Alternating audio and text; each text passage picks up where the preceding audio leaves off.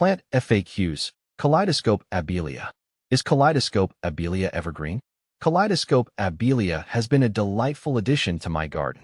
It's a visually striking plant with its vibrant foliage, but yes, it is evergreen. I appreciate that it keeps its color all year round, adding a splash of brightness even in the winter months.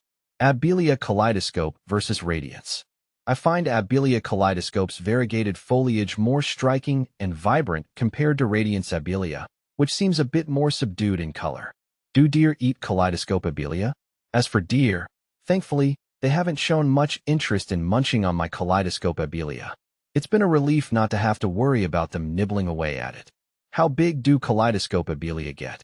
In terms of size, kaleidoscope abelia typically grows to be around 2 to 3 feet tall and wide, which is just perfect for the space I have available in my garden. How far apart to plant kaleidoscope abelia? I found that planting them about 2 to 3 feet apart works well, allowing them enough room to spread out and show off their beautiful foliage without overcrowding each other. How to care for kaleidoscope abelia. Taking care of kaleidoscope abelia has been fairly straightforward for me. I make sure to plant them in well-drained soil and give them plenty of sunlight. Regular watering during dry spells helps keep them healthy and thriving. I also like to apply a layer of mulch around the base of the plants to help retain moisture and suppress weeds. How to prune kaleidoscope abelia. Pruning kaleidoscope abelia is something I do in the late winter or early spring to maintain their shape and encourage new growth. I simply remove any dead or damaged branches and lightly shape the plant to keep it looking tidy. It's a fairly low-maintenance plant in terms of pruning, which I appreciate. Is abelia kaleidoscope toxic to dogs? As for toxicity to dogs, I'm happy to report that kaleidoscope abelia is not considered toxic to our furry friends. It's always a relief to know that my garden is a safe space for my pets to explore without any worries. What to plant with kaleidoscope abelia? When it comes to companion planting, I found that kaleidoscope abelia pairs nicely with other colorful shrubs and perennials that complement its foliage.